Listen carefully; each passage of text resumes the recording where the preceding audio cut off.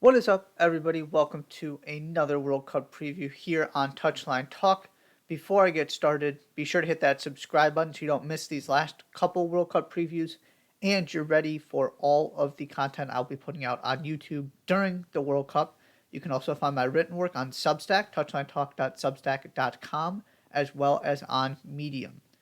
Continuing in Group H, that final World Cup group, today we're talking Portugal.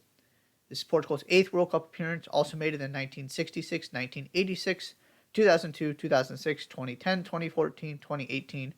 Portugal have been regular attendees of the World Cup these past couple decades and are back in 2022. Best finish for Portugal, two semifinal appearances, 1966 and 2006. Wasn't the smoothest qualifying process. Portugal finished second in their UEFA qualifying group that featured Azerbaijan, Luxembourg, the Republic of Ireland, and Serbia. So that second place finish sends you to the UEFA playoff, where they beat Turkey and then North Macedonia by 2 goals each to get one of those playoff spots and clinch their place in Qatar. Plenty of players to choose from for this team. Sticking with my general rule of 3 players I'm going to highlight, the first one is Ruben Diaz. Ruben Diaz did not feature at the 2018 World Cup, but since then has really cemented himself both from a club and country standpoint. He played every minute of Euro 2020. He made 7 starts during qualifying. He's one of the best center backs in the world. And the other reason I wanted to highlight him in particular is for all of the depth, and we'll get to the larger conversation about this. For all the depth Portugal have, the one position where there is a clear top guy is center back, and that is Ruben Diaz. So that makes him one of the more irreplaceable players on this roster. Portugal don't have another center back like him. And so that was the other reason, outside of he's just one of the most, and because of that, he is one of the most utilized players over these past couple of years during the World Cup qualifying process during Euro 2020, because he's just an automatic choice on that team sheet. So that is the first guy, Ruben Diaz. Second, Cristiano Ronaldo. I'm going to save the other part of this conversation, which is what is happening with Ronaldo and his club situation right now, for later in this video. But from an on-the-field standpoint, Cristiano Ronaldo has the most recognized goals by FIFA of any male player ever. He has the most international goals of any male player ever. He has scored in all 9 major tournaments, World Cups and European Championships, he has participated in. It is that is one of those stats that doesn't actually surprise you, but when you go back and actually think about it, because, right, it's easy to say, well, no duh, Ronaldo scored in every major tournament he played in. But he has scored in 9 major tournaments. That is ridiculous. And the way things are going, it's easy to kind of forget just how dominant Ronaldo has been for most of his career. Interestingly, though, the one thing I do want to highlight, Cristiano Ronaldo has never scored in the knockout stage of a World Cup. He has done it at a European Championship. But all of his World Cup goals have come in the group stage. So this is perhaps one last opportunity to change that, one last opportunity to make a run. And for everything going on personally and with his situation in Manchester United, again, I'm going to save that for later. He still did score boatloads of goals last season. He still scored boatloads of goals at Euro 2020. He still scores boatloads of goals for Portugal. He is going to have an important role to play on this team. There isn't another sort of out, especially with Diogo Jota unavailable because of injury. There is not another proven guy at the international level to score those goals. So he still is Cristiano Ronaldo, and I would argue that carries more weight at a short-term tournament where you got to just go game by game than it does at the club level, where it's about navigating an entire season and you have a much better opportunity to kind of change your approach and you're not trying to build around individual players because you've got training every single day to implement a system. That's just not how the international game works. So I will continue to hold my belief that he holds a lot more value to Portugal than he does for a club team at this point in his career. The other reason I wanted to bring him up is the numbers tell you Manchester United is a better team when he doesn't play, and especially when he doesn't start.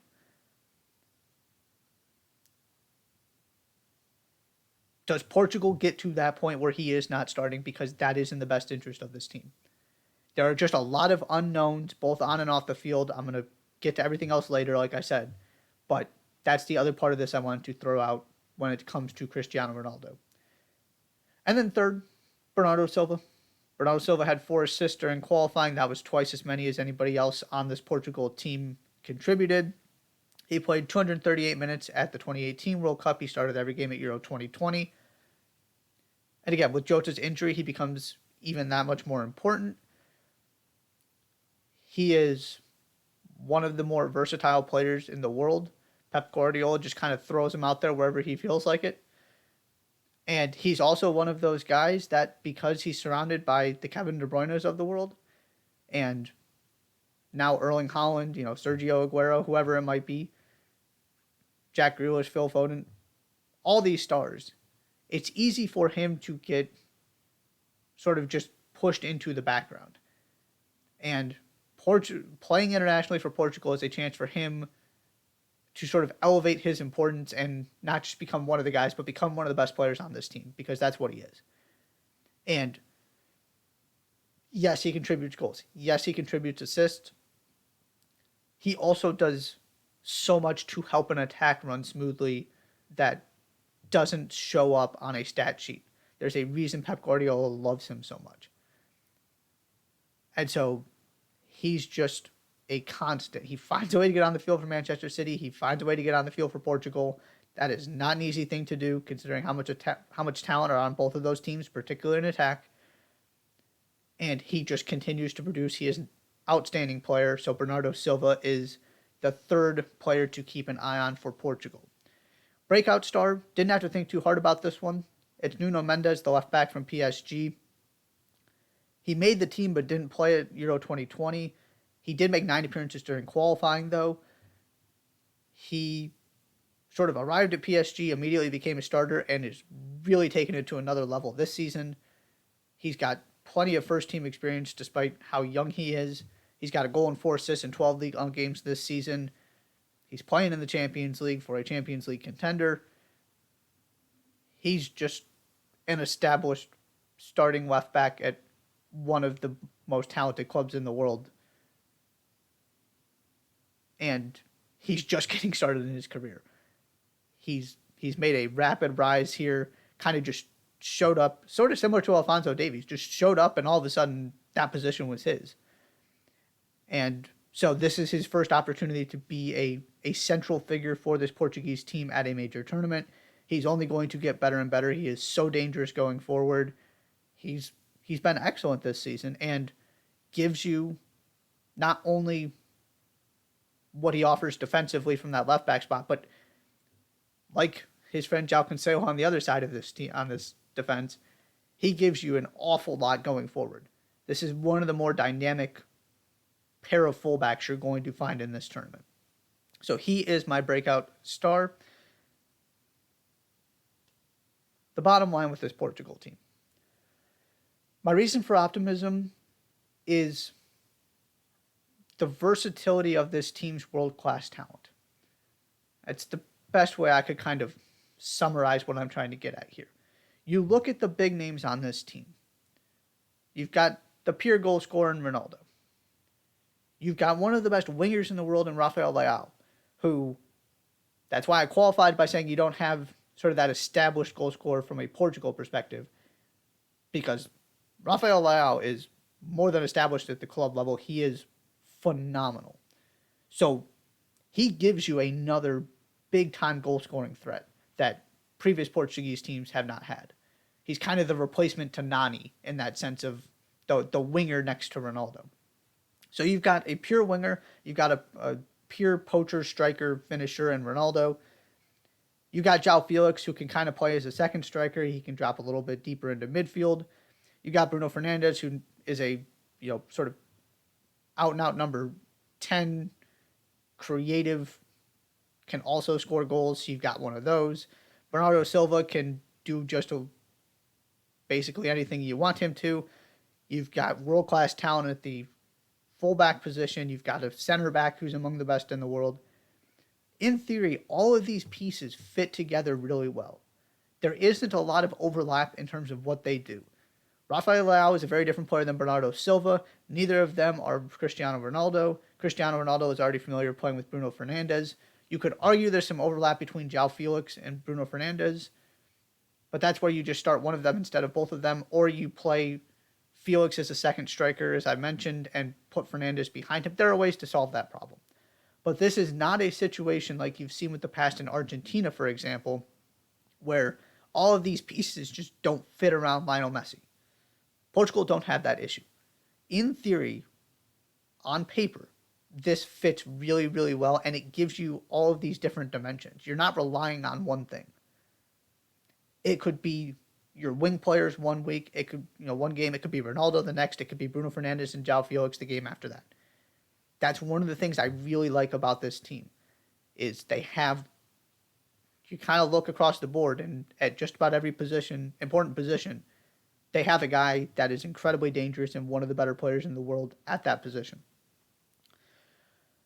The big question, does the Ronaldo drama carry over and continue in Qatar?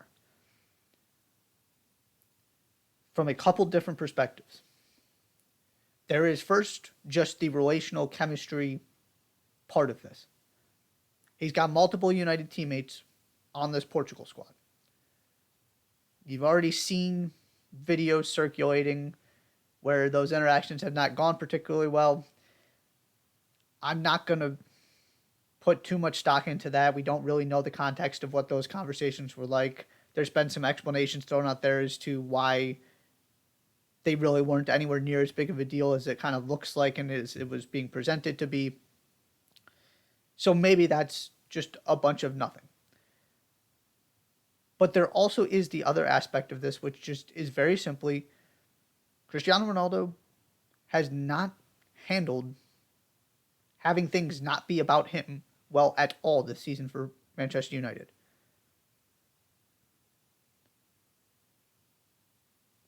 And now he drops this bombshell interview with Piers Morgan right before the World Cup in what certainly appears to be an effort to get out of Manchester United.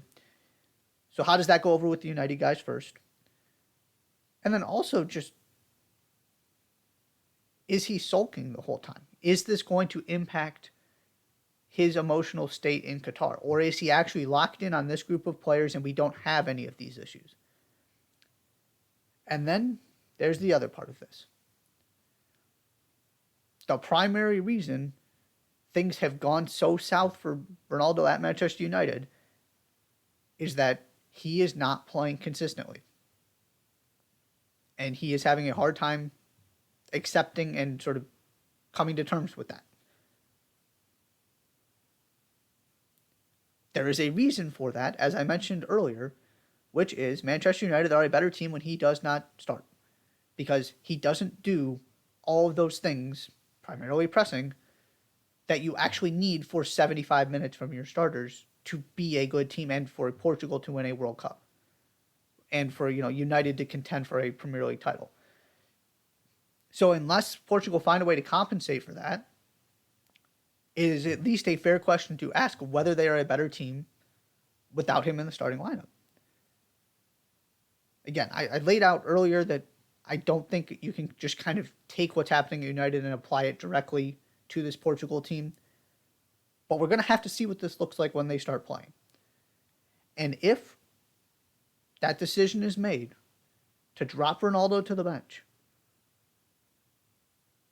how does he handle that in this situation? Does something happen in this camp for whatever reason related to all of the stuff going around Ronaldo right now that just wrecks this team's relationships and destroys the chemistry? That is the biggest question for me. And then part of that is also, what role does Ronaldo play? What does he look like? Do they find a way to make this work where he's doing the things he's best at, but they're finding a way to cover for the things he's not doing at this point in his career? All of that stuff. The big question is basically just Ronaldo. And so, at the end of the day here, I kind of come to two different things. I see a very similar situation to France, where the issue, the concern, what is going to stop this team is not a lack of talent. It is the cultural, chemistry, relational stuff. Because I can absolutely see a world in which this thing goes off the rails because of something related to Ronaldo. And you've got, divisions within this locker room. Guys aren't getting along, and Portugal become what France were at Euro 2020, where they just spiral out way earlier than they should, and look pretty embarrassing doing so. Outside of that, the other thing I wanted to bring up is, like England, this team needs to get more out of all of these incredible attacking players. They squeaked by at Euro 2016, and they won the tournament. They found a way. I would argue that is not working at a World Cup where you've got, Argentina, Brazil thrown into the mix. And also, maybe it works once. I'm not convinced it can work twice.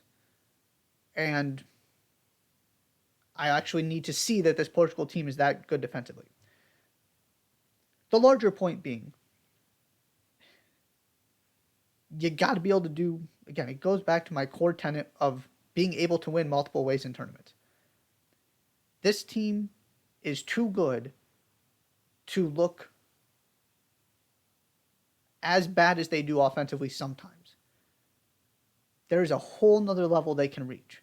And yes, there's absolutely value in being defense first and pragmatic in tournaments. You got to do that stuff as well. But to actually win this World Cup, they have got to find a way to balance that better. Otherwise, you're going to run into the same problems England have. You get close, but you don't actually get all the way to lifting the trophy because you just don't have the ability to sort of flip a switch immediately when you need to offensively because you have been programmed to be so conservative for so long. So we're going to see what kind of Portugal we get in attack in this tournament. All that being said, in my mind, they're one of the 5 best teams on paper in this tournament, which means they can absolutely win this whole thing. They are the wild card for me. I could see it going just about any direction outside of not getting out of their group. That part I do believe is going to happen. I'm pretty confident in that. But from the round of 16 on, I could see, like I said, an upset where they lose a game they have no business losing, and I could see them winning this entire thing. They are that good. There are also that many question marks, specifically surrounding Cristiano Ronaldo and kind of their history of not being outside of that Euro 2016 run where they weren't all that impressive. They have not been great at major tournaments. So this is, one final opportunity where you've got some incredibly gifted new players coming. Ronaldo is still capable of scoring goals for you. This is, and they're going to be great after Ronaldo too with all of these young players. But this is kind of the last go around for the merging of those two things. Can they get the most out of it, or does something kind of derail this and they end up disappointed once again? That is the Portugal preview. Thank you so much for tuning in. Be sure to hit that subscribe button, like I said at the beginning. I'll see you next time.